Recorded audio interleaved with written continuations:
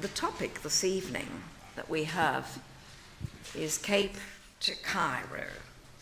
From Cape to Cairo, prospects for free trade in Africa.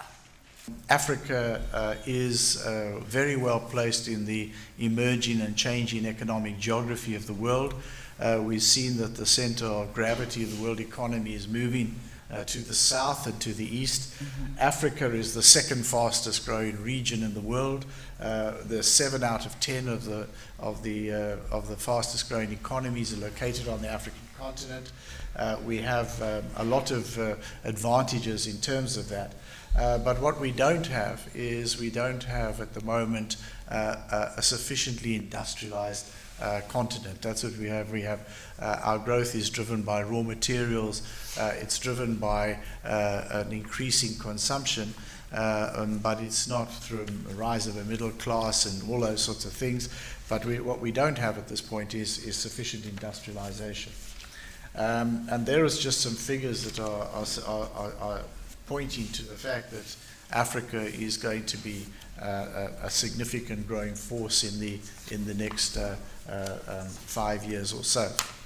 What I think is important about regional integration in this context is that if you look at the successful industrializing economies, look at the BRICS, our fellow BRICS countries, what they have all done is they have all had sizable domestic markets which at one point or another have become quite critical in their own economic development strategies. China actually didn't rely on its domestic market. Initially it relied on exports to the United States, but now at this moment in time it's realizing it has to turn into its domestic economy. India has always relied on its domestic economy. Brazil has had a sizable domestic economy and domestic market, which has been a very important leg of its own development process. But what the problem is in Africa is that we are, as individual countries, just too small. We don't crack the numbers. So we find that 50 million people in South Africa, the internal market in South Africa is not a very sizable basis on which to industrialize. It does create some opportunities, but it's not sufficient on its own. Another way of putting it, I've heard a lot of people say, well, what would China have looked like if colonialism had divided it into 54 countries, which is the fate of Africa? But you start to look at the numbers on the regional scale, and you'll see that they start to make sense. So in the tripartite, and I'll come to that later on in a slide, we have more than half the African continent, whether measured by population or measured by GDP. $1 trillion US dollars combined GDP, nearly 700 million people combined population. You start to hit the numbers for a sizable internal market-driven thrust to industrial development. I'm going to go into a paper that talks about, I've called it, is it a bold step forward or is it pie in the sky? And I'd like to pick up very, very much almost where the minister left off and speak about some of the definitional challenges that this tripartite free trade agreement, TFTA, presents us with. I'd also like to present some of the dilemmas within which we're already operating. One would be the World Trade Organization negotiating platform and the aborted or the very difficult round that we're in at the moment. And the other would be the Economic Partnership Agreements, the EPAS, which circumvent or which cross-sect and intersect the ongoing TFTA discussions. My strong assumption is that certainly we are aware that the WTO allows for free trade agreements depending on whether or not they do not contravene with what we call the most favored nation principle, and of course some of the issues around rules of origin, whether those are catered for and accommodated for. But more importantly than that, it's also important to bring us back a bit to our history, and that would be to do with the Lagos Plan of Action, which was originally adopted by the OAU in 1980, which affirmed the then OAU political leaders' commitment to regional integration in the African context. And this included facilitating what would eventually become the African Economic Community, the AEC.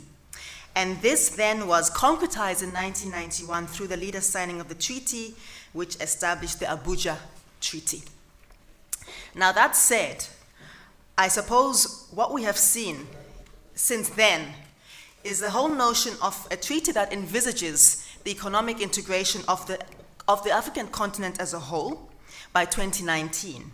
And Abuja reckons that one of the key strategies of this is through the establishment of the RECs, and some people call them the shipwrecks, because at the moment we have a whole conglomeration of extremely sometimes incoherent and overlapping and intersecting and almost at cross purposes with each other. And I'll say a bit more about that a bit later on. The ones at hand are, of course, the EAC, the COMESA, and the SADC. Now, briefly, what are the objectives of this tripartite FTA? The main objective is to establish a tariff-free, quota-free, exemption-free basis by simply combining these existing FTAs, an incredibly complex undertaking by all measure. Thank you. My name is Roger Trifle. I work in the pharmaceutical industry. I have 3 questions to the panel. First question. What evidence do you have that, in fact, belonging to a trade bloc increases trade? My second question, why should South Africa want to belong to an African trade bloc when probably 2/3 of its trade goes to Europe, North America, and the Far East? And under these circumstances, would it not be wiser that South Africa has associations with its major trading partners rather than minor trading partners? Thank you. I just want to say a short commentary to what was said so far. With all these developments, the different regional developments and bad economies, it's like a horse putting a cart on square wheels. One of the things we must really concentrate on is closing, not opening, and first developing the economy. And then we have a strong cart around wheels, and we can make all those agreements work. There's so many agreements overlapping each other because none of them work.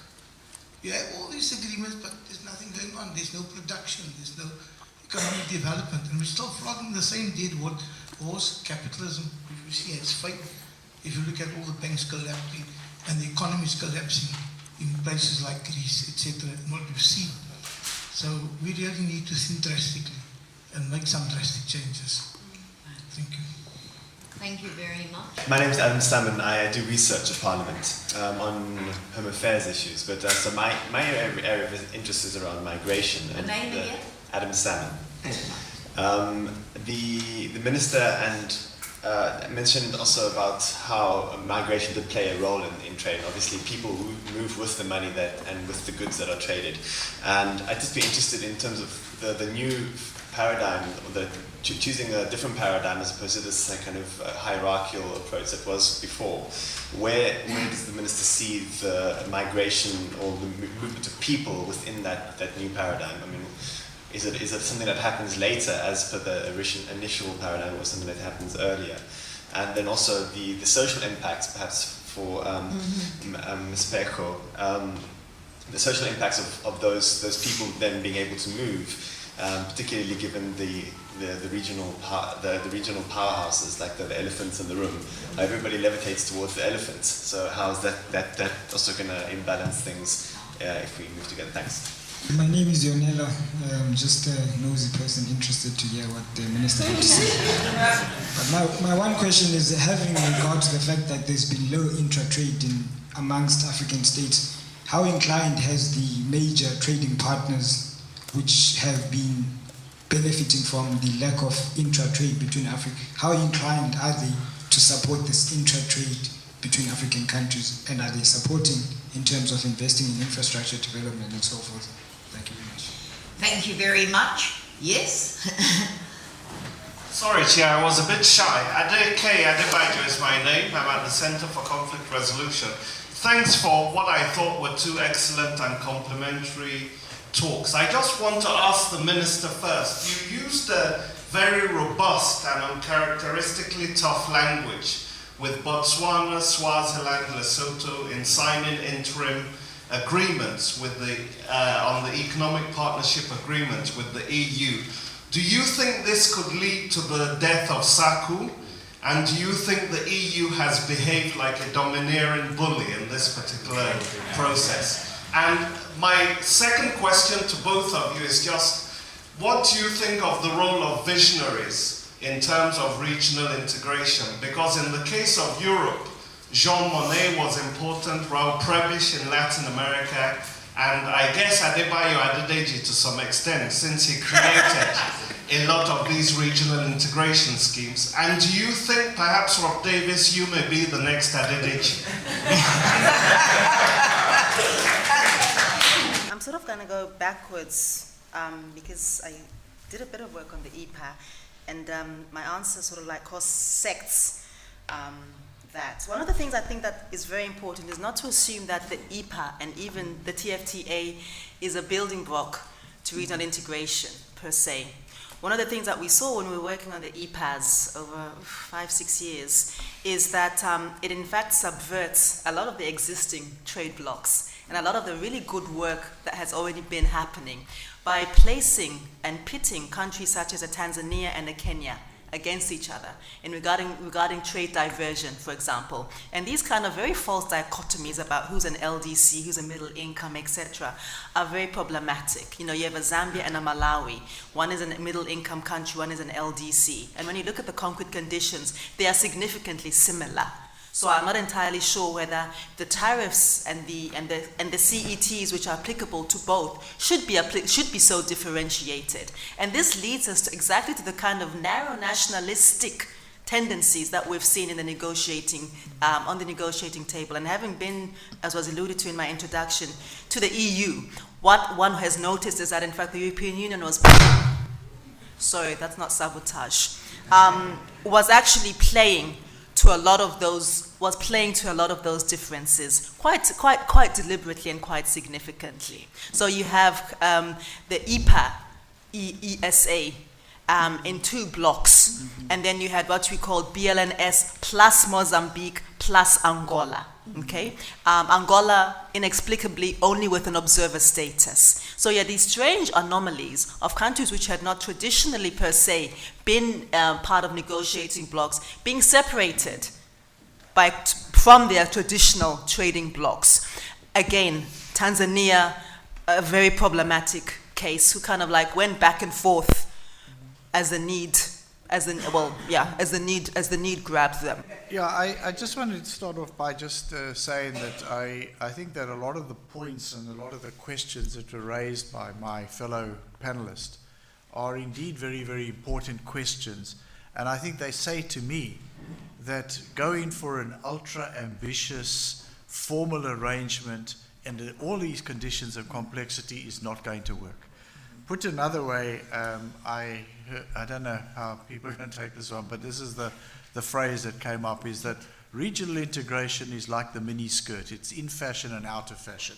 And that you know, there are many regional integration schemes that were conceived of in the 60s and the 70s in Latin America that no longer exist. And very often it's because they set some kind of ultra-ambitious formal arrangement. It either was put in place, and I must say with, you know, this is a public forum, I need to be a bit diplomatic. I suspect that some of our existing ones are like that as well. We have the formal thing in place, and what's happening on the ground is not quite like that. And I think that's the issue. So I think we you know, what I was arguing for the whole way through within the paradigm of development integration, let us put in place a sensible trade agreement. One of the issues that we have is that if we don't have this in place, the EU and everybody else will be shifting from non-reciprocal preferences to a reciprocal trade agreement with sizable parts of the continent. That will be what will be happening, and we will be trading on worse terms with each other than outsiders are. We can't have that. So we put in place a sensible agreement. It doesn't force hard choices. It doesn't force everybody to decide where they are. It doesn't try to create an unrealistic set of institutional arrangements, and we build step by step on that, and we build on the aspects of of industrial cooperation, which is a new area for us. Most of us don't have industrial policies. I know that because there's an organization called the Council of African Ministers of Industry that we used to chair, and the infrastructure programs are part of that. So let me come to the question, why bother with Africa was the first one. Well, you know, the fact of the matter is that our trade with Africa is actually very critical for South Africa. If we just look at it straight from a mercantilist point of view, a disproportionate part of our trade, our exports of value-added products is to the African continent. It's our hinterland where we sell manufactured goods. It's very important to us, very important to us.